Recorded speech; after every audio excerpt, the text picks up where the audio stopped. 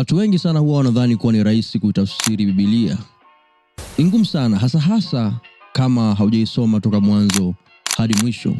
Katika video hii nitakupa mistari 10 ambayo watu wengi huwa wanaitafsiri vibaya sana.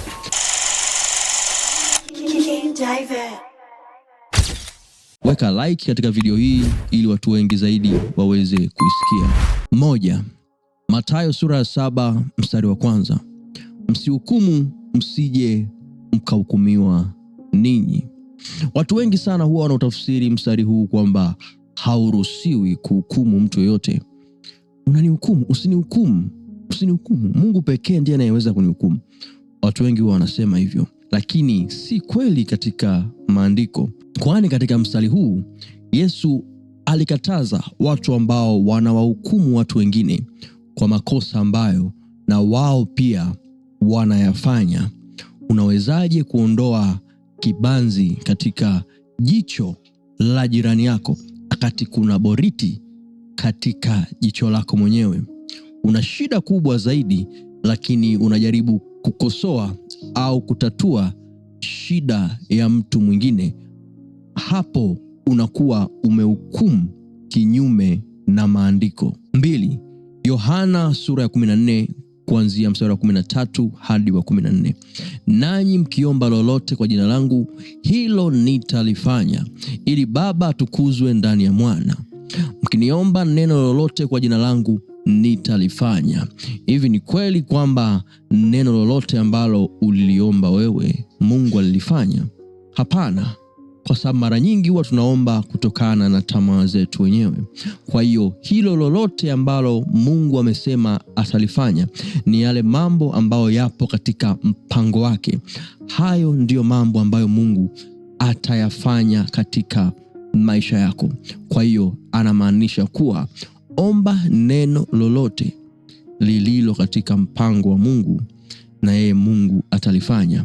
Kwa hiyo ni bora, ni vizuri zaidi kujua mpango wa Mungu juu ya maisha yako kabla haujaomba, ili usije kusema kwamba Mungu huwa hajibu maombi. Timotheo wa kwanza sura ya 6 mstari wa 10. Maana shina moja la mabaya ya kila namna ni kupenda fedha. Je, fedha ni mbaya? Watu wengi wamejaribu kutafsiri mstari huu na kusema kwamba labda fedha itakuwa na shida au kuwa tajiri nako ni kubaya. Lakini mstari huu unaeleza maneno kama yale ambayo Yesu alikuwa akieleza, kwamba hatuwezi kumtumikia Mungu na muda huo huo tukatumikia mali. Kwa hiyo shida iliyopo katika mstari huu ni kupenda fedha. Kupenda fedha. Ukipenda kitu unaweza kufanya jitihada ambayo ni zaidi ya ile ya kawaida. Unaweza kujitoa sadaka zaidi ya ile ya kawaida. Kwa hiyo shida ni kupenda fedha, na kupenda unaweza ukafanya lolote kwa ajili ya kitu hicho. Kwa hiyo inaweza kukuingiza katika kutenda mabaya. 4. Wakorintho wa kwanza sura ya 10 mstari wa 13. Jaribu halikuwapata ninyi isipokuwa lililo kawaida ya wanadamu, ila Mungu ni mwaminifu, ambaye hata waacha mjaribiwe kupita mwezavyo, lakini pamoja na lile jaribu atafanya na mlango wa kutokea, ili muweze kustahimili. Sasa ni kweli kabisa Mungu hawezi kuachilia jaribu ambalo ni kubwa zaidi ya uwezo wetu, uwezo wako. Mungu anaweza kuachilia jaribu zaidi ya uwezo wako. Huu ni mstari mmoja katika Biblia, na huwezi kuchukua mstari mmoja na kuitafsiri Biblia yote kupitia mstari huo. Ukisoma katika Agano la Kale utaona wapo manabii wengi na wafalme wengi ambao walipatwa na mambo ambayo yalikuwa nje na juu kabisa ya uwezo wao. Lakini pia hata katika Agano Jipya Paulo anaeleza vizuri sana kwamba Mungu alileta majaribu mazito, alileta mambo mazito kwenye maisha yake. Hata siku moja alikaa majini, chini ya maji siku 3 usiku na mchana. Lakini Mungu hakuleta hayo mambo kwa lengo la kumuua, ila lengo la Mungu ilikuwa ni kumuongezea imani. kuongeza imani. Kwa hiyo Mungu muda mwingine anaweza kaleta jaribu ambalo liko nje ya uwezo wa mtu, ila mwisho wa siku Mungu anataka atukuzwe juu ya jaribu hilo. Mithali sura ya 4 mstari wa 13, mkamate sana elimu, usimwache aende zake, mshike maana yeye ni uzima wako. Nikuulize swali, hii elimu inayoongelewa hapa ni elimu ipi? Ni elimu hii ya kwenda shuleni na madaftari, kwenda chuo, degree na masters na PhD? Hapana. Elimu inayoongelewa katika mstari huu ni elimu ya neno la Mungu. Lishike sana neno la Mungu. Ijue sana Biblia. Usiache hiyo elimu iende zake, maana hiyo ndiyo uzima wako. Uzima haupo katika hii elimu ya kawaida au elimu ya dunia, japokuwa nayo ni muhimu, lakini uzima unapatikana katika kulijua neno la Mungu. Na mstari huu unaeleza kama yale maneno ambayo Joshua aliyasema katika kitabu chake, kwamba maneno ya kitabu hiki yasitoke katika kinywa chako, uyatafakari mchana na usiku. Daudi naye aliongezea hivyo. Ufunuo sura ya 3 mstari wa 20, tazama asimama mlangoni nabisha, mtu akisikia sauti yangu na kuufungua mlango, nitaingia kwake, nami nitakula pamoja naye na yeye pamoja nami.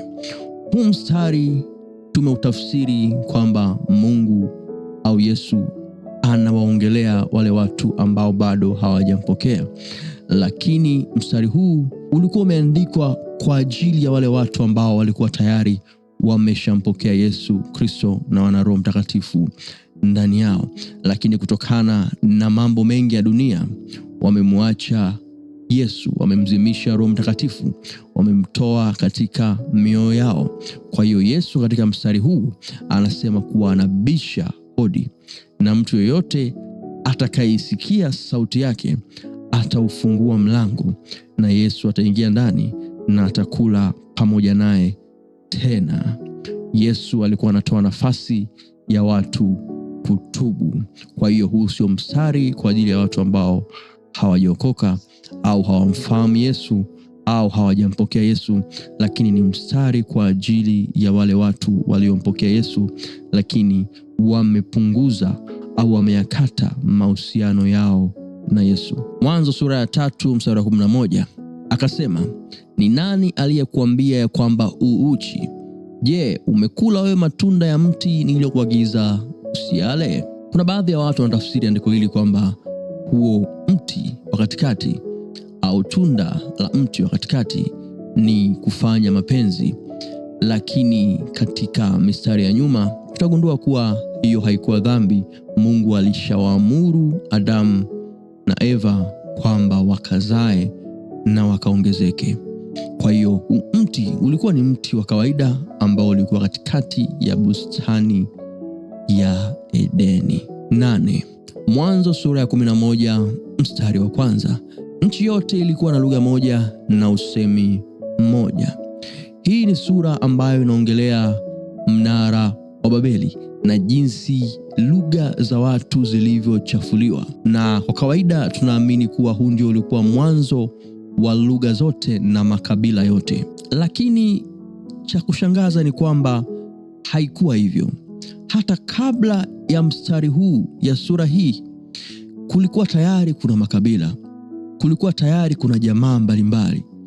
Lakini kilichomaanishwa katika sura hii ni kwamba Mungu aliondoa ile hali ya kuelewana, ile hali ya umoja. Kwa hiyo ndipo yakatokea mataifa mbalimbali. Watu waligawanyika na kila mmoja akaenda kuishi mahali pake. Kuchafua lugha haikumaanisha kuwa aliingiza lugha mpya ndani ya watu, lakini inamaanisha kuwa aliwagawanya hao watu kimawazo ili wasiweze kukamilisha shughuli ambayo walikuwa wakifanya. Mwanzo sura ya 38 mstari wa 9 na wa 10. Onani alijua ya kwamba huo uzao hautakuwa wake. Ikawa alipoingia kwa mke wake Alipoingia kwa mke wa nduguye, akamwagia chini asimpe nduguye uzao. Neno hili alilolifanya likawa baya machoni pa Bwana, basi akamuua yeye naye. Huyu alikuwa ni mtoto wa pili wa Yuda wa kiume, ambapo wa kwanza alikufa na huyu mdogo alimrithi yule mke wa kaka yake, na ilikuwa ni sharti kwamba ampatie uzao, apate mtoto. Lakini huyu ndugu hakufanya hivyo. Imeandikwa kuwa alimwagia chini, na Mungu baada ya hapo alimuua. Sasa alimuua kwa sababu hipi? Watu wengi tunaosoma hapa tunadhani kama Mungu alimuua kwa ajili ya kitendo alichokifanya, lakini hapana. Mungu alimuua kwa sababu alikataa kumzalia uzao. Ilikuwa lazima mtu azaliwe katika Yuda, kwa sababu Yesu ilibidi azaliwe katika kabila la Yuda. Kwa hiyo kitendo cha yeye kukataa ndilo kosa ambalo Mungu alimuua na sio vinginevyo. Kwa sababu wa kufanya hivyo alikuwa anapingana na mpango wa Mungu. Kwani kwenye kitabu cha Mathayo nadhani utakuta katika vizazi vya Yesu Kristo ilibidi katika uzao wa Yuda Yesu azaliwe. 10 Mwanzo sura ya 4 mstari wa 24. Ilikuwa walipokuwa njiani mahali pa kulala, Bwana akakutana naye akataka kumuua. Ndipo Sipora akashika jiwe gumu na kuikata govi ya zungu la mwanawe na kuibwaga miguuni pake, akasema, hakika wewe u bwana harusi wa damu kwangu mimi.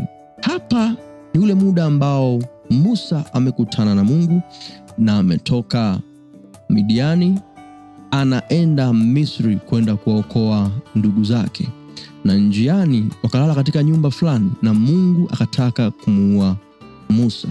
Lakini hatuelewi kwa nini Mungu alitaka kumuua Musa.